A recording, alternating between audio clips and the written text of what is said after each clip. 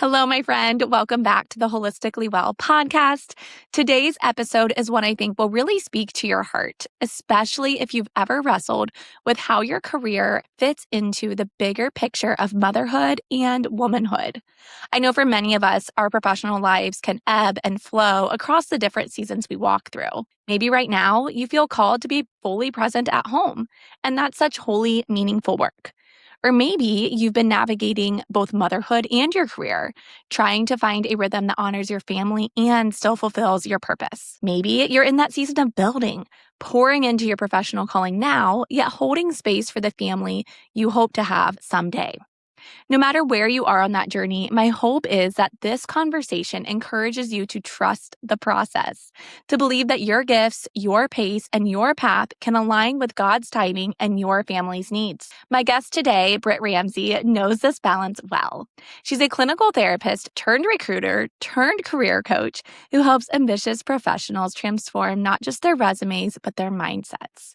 After over a decade in the corporate world, Britt now helps women navigate career transitions with more clarity, confidence, and intention, all while honoring the life they want to build beyond their work.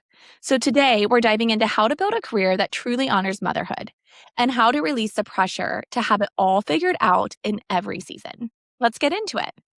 Britt, welcome to Holistically Well. I'm so excited to have you here. We connected in Columbus through some mutual entrepreneurial friends, and it's just so great to have you on the show today.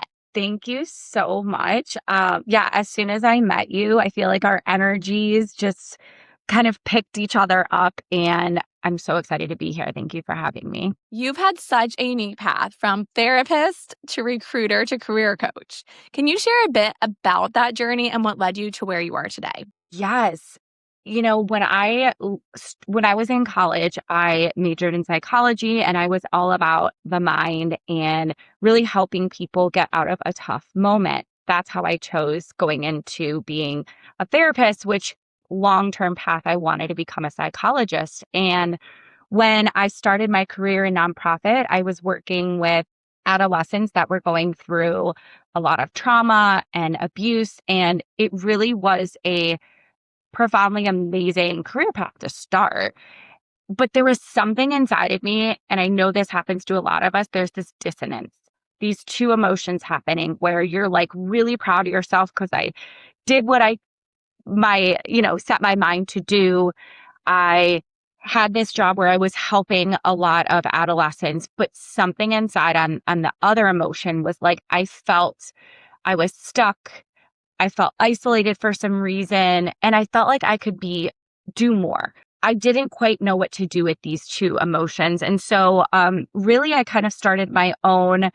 I would say it took me a good year to understand that, for one, I had to accept that this path that I chose to be a therapist was no longer serving me.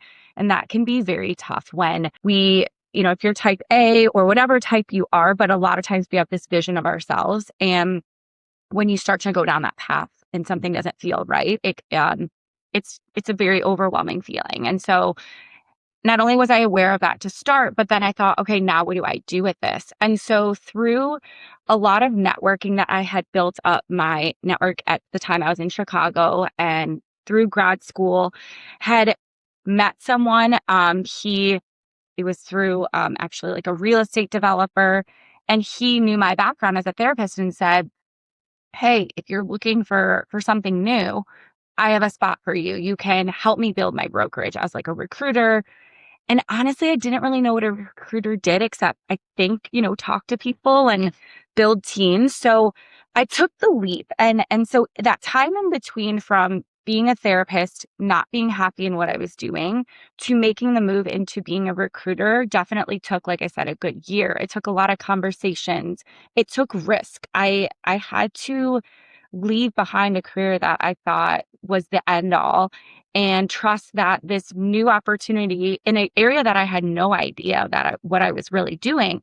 All I knew is I had these transferable skills. I was really good at listening and assessing people, and that is what this president of sales wanted. He wanted someone that knew people, knew how to talk to challenging brokers and get them on his team. And so from that, it catapulted my career. I loved recruiting. I loved building teams. It was an ability to impact business and impact something greater. So I was able to take, my therapy skills and transfer that. And then catch 2 years and years later, I had this, which I'm sure you've had this like inkling of, wait, I can do more and I want to do something more entrepreneurial. So I was at one of the biggest beauty companies in the world. I was working at L'Oreal and I was surrounded by really ambitious, innovative thinking. And here I am like in HR, kind of doing more transactional, like recruiting. And a part of me is like, I want to do more. I want to have my own business. I didn't know what that was. And then 2020 came and it kind of spoke to me in general. People started to come to me for their careers and resumes because I knew how to get hired, but I also brought this mindset to the conversations. And so 2020 is when I started my business and never looked back. And I think I just, again, had to trust myself that this opportunity to move into a space to help women was needed at the time. So hopefully that's not too long of a journey, but it took that whole thing right there was like, 15 years in the making kind of. Right. And I love your choice of the word dissonance because I think a lot of women feel that, whether it's they went to college for one thing and they're working in that field and then they become a mom and it just doesn't feel right anymore. Or like your story, it happened before you became a mom, in those earlier years of your career and it just didn't feel right anymore. So I think that's important to work through. And so before we dive into the practical, I'd love to acknowledge that career and motherhood, they aren't static, right? They ebb and flow across different seasons. And just as your journey shared, that can even happen before motherhood, where we just have these changes in what we feel drawn to and called to and what sits right for us. Now, from your perspective, how can women give themselves permission to evolve through those transitions? Evolve is the key word. I want to share a little bit so my journey to motherhood was challenging because I went through several years of infertility and working through that to conceive our first child. And then we got really, really lost and had a second quite soon after that. But while on the outside, it looked like I had 2 kids pretty quickly, that wasn't the journey. It was really challenging. So taking a step back, we knew we wanted kids. It was probably into like my early 30s and it wasn't happening. But then our careers took off and me and my husband moved from Chicago to New York and LA. And in that moment, I just had to trust that, okay, in this moment right now, these next few years, it's okay. And I'm going to trust that I will become a mom. I always knew that was going to happen. But in this moment, it wasn't for us. So I really just focused on my career and we worked a lot. We traveled a lot and did all those things. And then there was this push moment that I'm like, let's put everything we have into this. And that's when I dedicated a lot of time to fertility treatment. Luckily, I had a job that supported that. And I was going, if anybody knows infertility, you're going nonstop for blood work, for ultrasounds, all those things, right? And that's dedication. So at that time, I had to pull back a little bit in my work to welcome this new hopeful opportunity to become a mom. And then now in this next phase of actually having my kids, but also having my career, I now approach it as every day is something new. Some days I'm more of a mom, like yesterday I worked less because my daughter had her ear tube surgery, like that procedure, right? And I wanted to be there for my daughter. But then there's moments where I travel for work and I have to take a step back from being a mom and see my child crying because they don't want me to go. But I'm like, in that moment, I push forward. So it is this daily evolution, honestly, that I allow myself to not be perfectly balanced. There's moments where I wish I could do more in my career but I can't because I know there's a part of me that like, I want to be a very present mom. And I want these years to be very with my kids when I can be. And so that's kind of my evolution, right? Like I wasn't always a mom. I couldn't always be a mom. And now that I am, I try my best to put that at the forefront as much as I can except for those moments where I do need to give to my career because I want that for myself. But it's this dance, honestly, each day, I feel like. It's a nuanced topic for sure. And I Yeah. appreciate you sharing your journey into motherhood and kind of that where it did look like from the outside, oh, she's just pursuing career, but really you were desiring this calling to be a mother. And so Yeah. there's so much that goes on behind the scenes in women's lives and couples' lives, I should say, that we just don't know about from the outside looking in. And Yeah. so I loved your point of sometimes you have to pull back in different areas and it's determining what is the priority at that time. And it doesn't mean that you have to completely cut off both. Like you didn't have to completely cut off work to then become a mom, but you had to pull back because you had to focus more time in motherhood or in that journey to becoming a mom. And so your use of the word dances, it really is. It's this nuanced integration of both. And that's going to look different for every single woman listening to this episode. Now, Yeah. many women struggle with the tension between their calling of what they feel called to do, right? And their capacity. Like we Hmm. only have so much capacity on a daily basis, right? So, how do you help women discern what's right for this season? Whether they're staying home, stepping back from their career, or pursuing growth professionally? Yeah. Oh, I love this topic. My clients are all women and they're all at different points in their life, to your point. I work with some that are new in their career. I have some moms that are just coming back into the workforce and some that are questioning, should I take a step back and leave?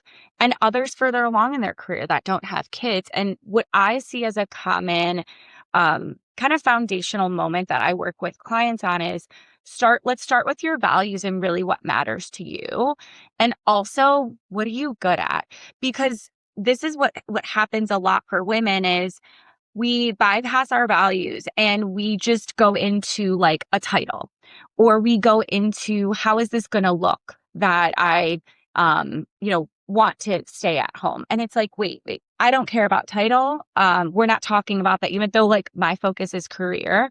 Let's put that aside. Let's talk about like really what is the foundational purpose of like what drives you. Because if you don't align with that and you don't really understand your values, you're not going to understand what motivates you and also what inspires you, makes you feel good, right? If you are just jumping to, okay, I'm going to focus on this title and just getting back into work. But then you join a company that is actually not connected to your values. What likely will happen pretty quickly is that you're going to not be happy to be there. You're going to feel stuck. You're going to resent that you went back to work. So that is the commonality. No matter where you're at in your life, I always encourage people to the values assessment out there. There's so many. They're pretty common. You start with a huge list and you kind of break it down to really understand what matters. I still do this yearly and I did it recently again. And it's funny because like a few years ago, it stays pretty consistent, but then there's these moments where like, I'm like, oh my gosh, yeah, family's first right now. And 3 years ago, that wasn't on my list. So, those are the things that I always encourage women to do because when you really start to align with what does drive you, what motivates you, you can have a lot more aha moments of like, okay, this is the time to go back to work, or I still want to stay home, or I do want to make a move in a career. So don't sprint ahead in any decision. Give yourself time to just see what you're really looking for. And I think so many of us just want a solution, but you really have to like do that work in the beginning. I love that advice and really diving into your individual strengths, your individual values, and then how that goes together for making that decision. Yeah. I also love that your background as a therapist really informs your coaching and everything you're talking about today. How do you guide women to unpack the identity layers tied to their career, especially when their roles are shifting in motherhood? And you spoke on this just a little bit with the like titles and that type of thing, but what Mhm. about those different identity layers tied to all of this? Oh my gosh, identity. We could get into for hours and hours.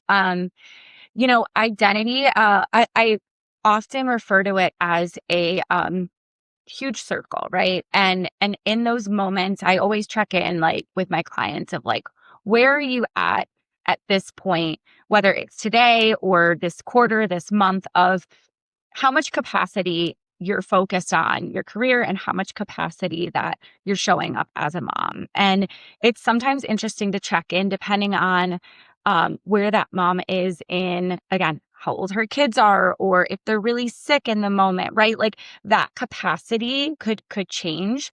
And with that, our identities are kind of, again, this evolving, mom first today, but career woman tomorrow. And I think with our identities is they can exist together. We're not one of those ever. We are not just I don't know if you've ever I'll take a side note on this because I think it's an interesting exercise. I've been in networking groups and you say introduce who you are, right? And it's interesting in that moment how people identify themselves, whether it's a parent first, whether it's where they live, whether it's their job title, or whether it's like a hobby. Each day we might introduce ourselves differently. And I want women to always remember that as their identity too. Like you are not just one of these things, you're all of them. And there's some moments where you're going to introduce yourself first and foremost as a boss and, you lead your own business because that's that moment for you. But at the core, you can't forget who you are as a mom or entrepreneur. So the identity piece to me is, again, ever evolving. It's ever changing. And it's one of those things that I wanted, I feel like our generation as women have to move away from this, I am just this. It's like, no, I am all these things. But I think for many generations, women were painted either as you work or you stay at home. And it's like our generation does it. Like to me, oh my gosh, wait, you do this, you do this, you do this, right?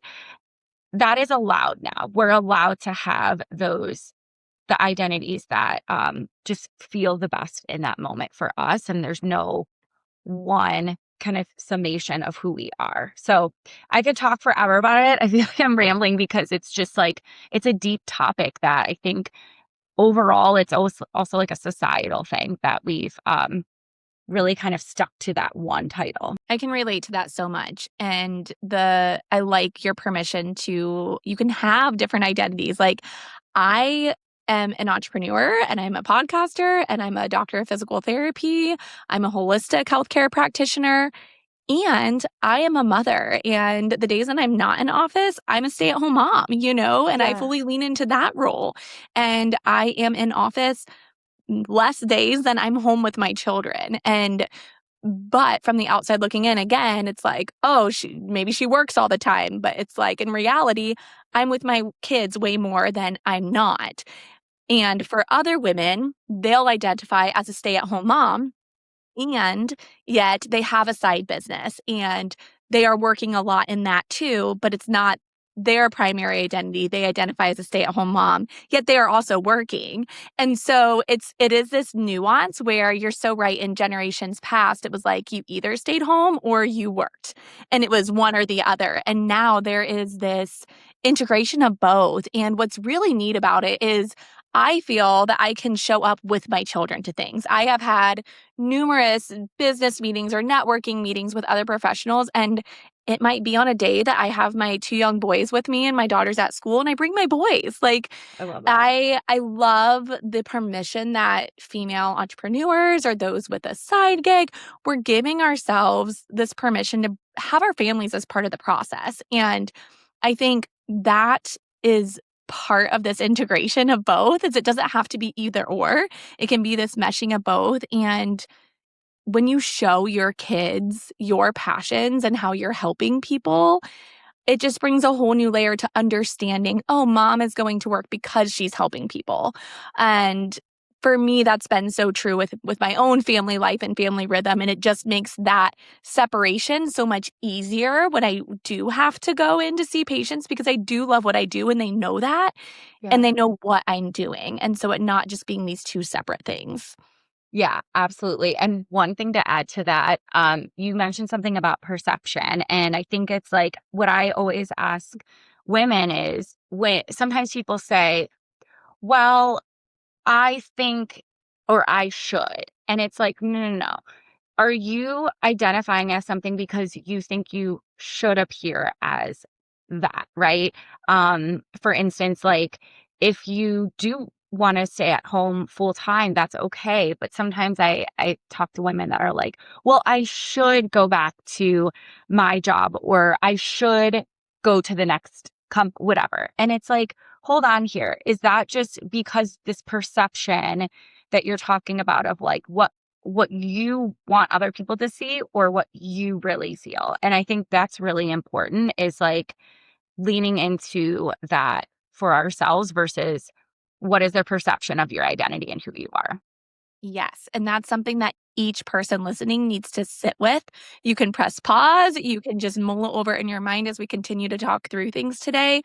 But that's something that's going to look different for me, for Britt, for you. And that's okay. That is the beauty of Yeah. God creating each of us as individuals. And I think that is a big part of this conversation too, is you have permission to lean into what is the right calling for your capacity in this season right now. And you have the permission to evolve and to change, but you also need to know that what's best for you may not be best for your sister or your best friend. And that's okay. They have their own things to wrestle through and work through and determine what is best for them. And it's okay for it to look different for all of us. Yeah. Yeah. What does it look like to intentionally build a career or business that aligns with family life, not competes with it? Oh, yeah. The biggest thing I talk about an identity shift. The biggest shift for me was working from home. And we're in a time where we're all very lucky that we have technology that allows us to log in from home. But for many, many years, I was going into an office in New York and LA, and I had to, even during COVID, to be honest. So that was a big shift for me. And honestly, I still think I'm working through it, of that loss of that that life, to be honest, right? Because I was in office all the time, and you're surrounded by a lot of people. You're surrounded by just this, again, it's a different environment to be in an office. While that can be exhausting for some people, it was really motivating for me. But a big part of what I did when I became a mom was we left that behind. We moved from LA back to Columbus, Ohio, to be near family. And then I started working from home. Those are two huge shifts that happened all at once. That again it was really tough, but I knew that's how we wanted to raise our family. I wanted to be close to family. I didn't want to be going into an office every day and commuting an hour and a half. Now, again, for some people that works, and that's amazing. I've worked with many women in the corporate world that were commuting a couple hours, and that's great because they had the help. I didn't have the help in LA, and so I knew this is what we had to do. So I think for yourself, you're going to need to make, at least I definitely did, I had to make some big shifts, and that's okay. And I think it's also acknowledging, again, I'm still processing through this because it was a loss. It was a loss of like that person that was going in the office all the time and had this career, traveling a lot. And now that looks different. I'm home all the time. But guess what? I love it because I'm able to be at home. And when my kids are either here during the day, or if they do go to school a couple times a week, I'm home at 4 and I can open my door and see them and hug them, and I am not missing their bedtime. So that was a big shift for me. But again, it took a big, big life change. Not everyone has to make a big life change and move from LA to Columbus, Ohio. That's just what I had to do, to just commit to what worked for us. Very, very true. And we took a similar leap to move closer to family. And Yeah. yeah, so definitely can relate to that. Now, can you share one or two practical steps women can take this week to gain clarity on their next right step, even if they're not ready for a big leap yet? Yes. The first thing is, it might sound counterintuitive, but slow down and stop focusing on, like I said, that end solution, that end title, or that end uh, idea that you have in your mind of, when I get this, I'm going to feel whole. So it's like, scrap that. And I want women, if you can walk away from anything today, it's slow down and start with, like I said, this exercise of a values assessment. Go online. They are free. There's Via Character. There's so many out there. And I want you to, even if you think you know what you value, you will be shocked sometimes when you go through simple values to understand what truly aligns with you. And that literally takes 10 minutes. So you have plenty of time. This is not a 2-hour assessment. It literally will take you 10 minutes. So slow it down, align with your values, and that's key. The second thing that you can really start doing is being really aware of your energy. And what I mean by this is I have clients often come to me and say, I feel stuck. I feel drained. And what we do is we make a chart of the things that energize them throughout the day and the things that drain them. And what you might start to see is that the things that drain you, if that is predominantly your job, you need to start, like, that's the moment that you're like, okay, now I need to shift, right? I need to make a career change. There's some things on that drain list that we can't. I'll give you an example. My son's bedtime. That is what it is. It's on that list. And yes, it might drain me, but like it is staying put there. I'm not taking that off. But what else on the energy side can I do to create more fulfillment? And it could be very simple things, right? It could be as simple as like what you're eating, what time you're waking up. It could be again, like how much time you're on your phone, like those little things. It's also what you're doing for your job. Again, are you sitting at a desk all day? Or are you on your feet all day and you actually don't like that? So do those two things. Start with that values assessment. Again, takes 10 minutes. The chart of energy drain and the things that do energize you, take a full day to do that. And it's really amazing. By the end of the day, you start to realize like where you do want to lean more into and where you want to pull back. There's often pressure to do it all. So, how do you help women redefine what thriving looks like without falling into hustle culture or guilt? The first thing I always say is stop comparing yourself. I can't tell you how many clients come to me and say, I was on LinkedIn and I saw someone else, and I say, stop right there. You saw someone else get a promotion. You saw someone else get a title change or go to a company. But what do you want? So I actually often have my clients like mute or turn off anything that's super triggering for them from a comparison standpoint. That might be, again, some type of big influencer that is just not making you feel good.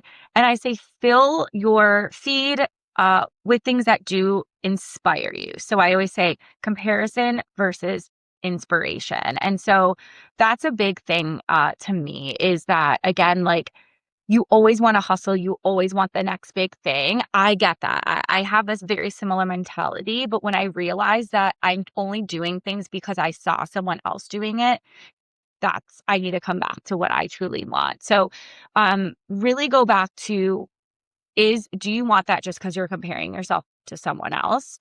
And a lot of times, like I said, my clients come to me and have said, I want it because I saw someone else's title.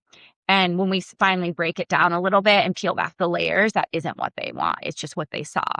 Yeah, that's great advice. Now, I'd love to close by asking, what encouragement would you give the woman listening today who's feels pulled between the desire to nurture her family and the longing to fulfill her professional calling as well? Oh, goodness. That's such a good question. I think if I can give any advice, it's make moments for more gratitude and that you are enough. It's something I had to tell myself recently because there we're constantly moving. Our minds are constantly moving, our bodies are constantly moving, and we're trying to raise a family, clean a house, show up on Zoom, show up for our clients. And that push and pull is constant. And sometimes you just have to come back to the middle of like what I have is enough and what the things I am grateful for. So like every night, like no matter what day I've had, no matter, how many tantrums my 2.5-year-old is pulling right before bed, I kind of lay there and I think like, I'm so grateful I have him. Like, I'm so grateful I have this child to hold, regardless if he's crying or not. I'm so grateful I am in a home that has electricity. Like, sometimes it's those simple things that of just like looking around you and recognizing the things that you're grateful for honestly really help me. And if I can give any advice, it's like, you're listening to this podcast because you are ambitious and you want to be more aware of your health and wellness and future. And so I know we all put that pressure on ourselves, but like sometimes just come back to like it is enough and you are grateful for and fill in the blank. Thank you so much for sharing your wisdom and perspective You're with us welcome. today. I know so many women listening, whether they're home with their littles, balancing both motherhood and career, or just dreaming about what's next, that they are walking away with a deep exhale and a hopefully renewed sense of clarity with some action steps that they can take this week to better determine, what is right for them in this season. I hope this conversation reminded you that there's no one right way to live out your calling. Your path may look different in each season, and that's exactly how it's meant to be. The Lord equips us for the season you're in, not the one ahead. And when you walk with that trust, everything starts to fall into place with more peace and more purpose. If today's episode spoke to you, would you take a quick moment and share it with a friend or leave a rating on the show? It helps more women like you find these conversations and reminds them that they're not walking this journey alone. Until next time, continue leaning into the rhythm of the season you are in. And remember, thriving, even in the in-between, starts from within. Take care and be well.